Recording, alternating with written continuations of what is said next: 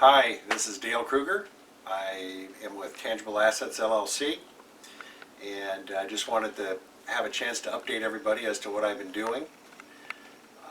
You'll see on my Facebook page, for example, that I'm involved with Getz Metals. That's kind of my bread and butter, hard assets. I've also been doing quite a bit with the world of cryptocurrency, and I wanted to kind of fill you in on something. Been kind of interesting and very educational. I go to a networking meeting once a week in the Flint area. Great group of guys. It's truly entrepreneurs, they try to do a win-win situation where we introduce each other to people we know and then help each other develop our business. I was there, maybe 6 months ago, and one of the guys that I know is from Saginaw, and he's does web developing, does mobile applications, things like that. Really an expert, very knowledgeable. And he was talking about a new crypto that he was involved with. And it was a non-blockchain crypto called CloudCoin. And my first reaction over the last 10 years, after we go through a process of trying to figure out what crypto is, and then what's mining, what's Bitcoin, and what's the blockchain, we get to the point where we start to understand it and see the potential. So for him to talk about a non-blockchain, to me, was something I was not interested in. My main business is an offshoot of my old coin collecting days, and that's these Getz metals, the hard assets. If you believe inflation is coming back, then of course most people believe you should have a portion of your portfolio in hard assets, whether it's gold or silver or collectibles perhaps. So that's what I do. However, a bigger and bigger part of what I do has been cryptocurrency. Watched it for quite a while. Should have got involved earlier, but got involved trading it, over the last 4 years or so.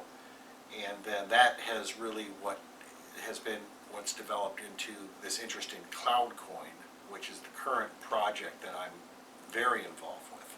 Blockchain is something that for most people who are in cryptocurrency and do trading, blockchain is people get it now. And it's decentralized ledger, and it's something we feel is going to be a huge part of the future. There are some problems with Bitcoin, and what Bitcoin has been able to do very effectively is as it has advanced technologically, it has overcome the problems.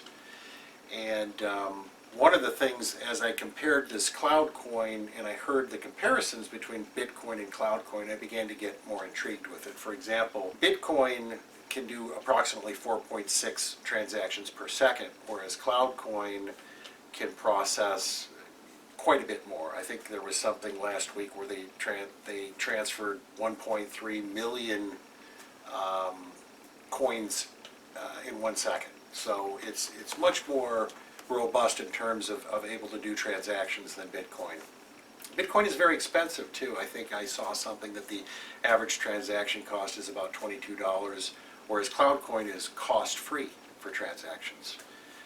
The time to get a transaction done, Bitcoin can take anywhere from 10 minutes to I think 16 hours, I saw one example, whereas CloudCoin is instantaneous. So as I started to hear these things, I thought, that's kind of intriguing.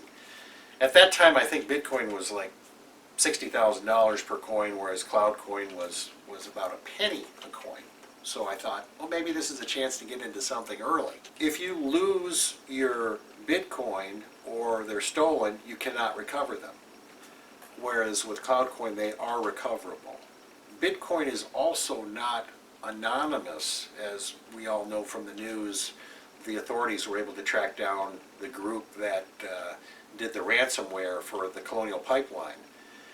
CloudCoin is actually anonymous. Bitcoin right now, one of the things that Elon Musk said he wasn't going to take Bitcoin anymore was because of the cost, the use of energy in mining the Bitcoin. So a lot of people have a problem with that. I think I saw that the energy usage in a year for Bitcoin for the mining is equivalent to 10 million homes, whereas with CloudCoin it's equivalent to 1 home. So it's much more energy efficient. I think that's a very, very important issue that's being debated and talked about at this time. Sean Worthington is the inventor, and he has a patent on CloudCoin. And he is a libertarian. He has a book called Beyond Bitcoin, The Future of Digital Money, and you can get the ebook. It's about, 150 pages. It's a quick read. I would advise everybody to do that. The other thing you should do is go to Google and put in Sean Worthington and Kevin Harrington, who's one of the original guys from Shark Tank. And there's about a 2-minute video where Kevin Harrington interviews Sean Worthington and talks about CloudCoin and what it is and some of the advantages.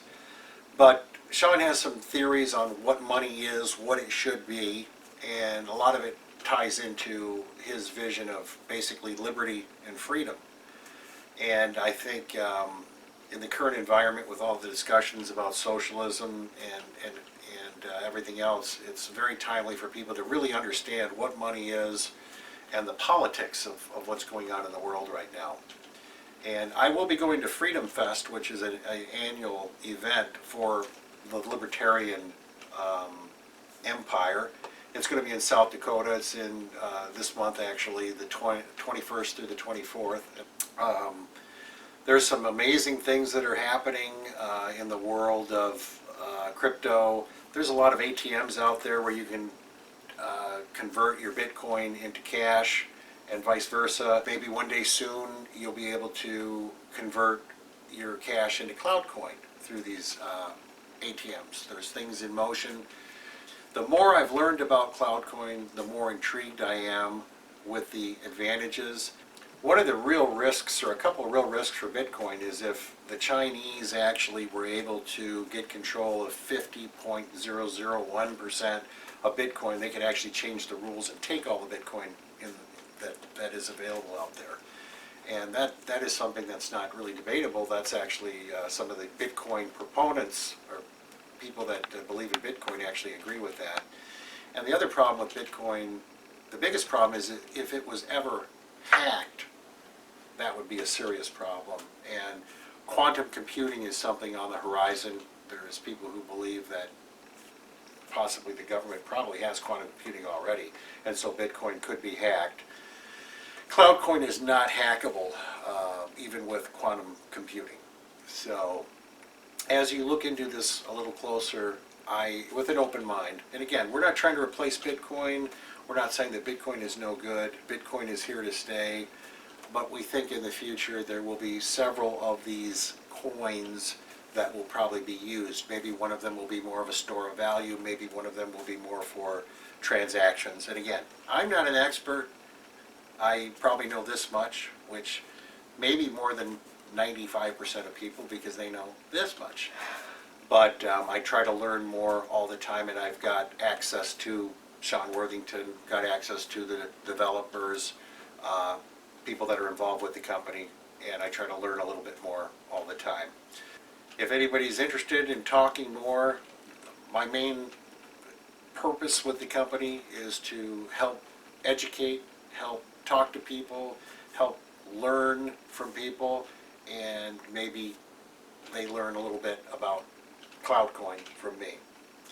And I think there's potential. I think that crypto is the future. I would say also that, again, no blockchain for CloudCoin. There is no encryption. That's the difference. However, it still, I believe, offers all the benefits and uses of cryptocurrency without some of the drawbacks, the expense, the cost, the time, the slowness of it. So you can give me a call, be happy to talk further, answer questions. I think that anybody who's involved with crypto, we're all on the same team, and I think there will be more than one solution in the future, and I think that you should definitely take a look at CloudCoin as possibly one of the many solutions that will be available as we move forward. So thank you for your time.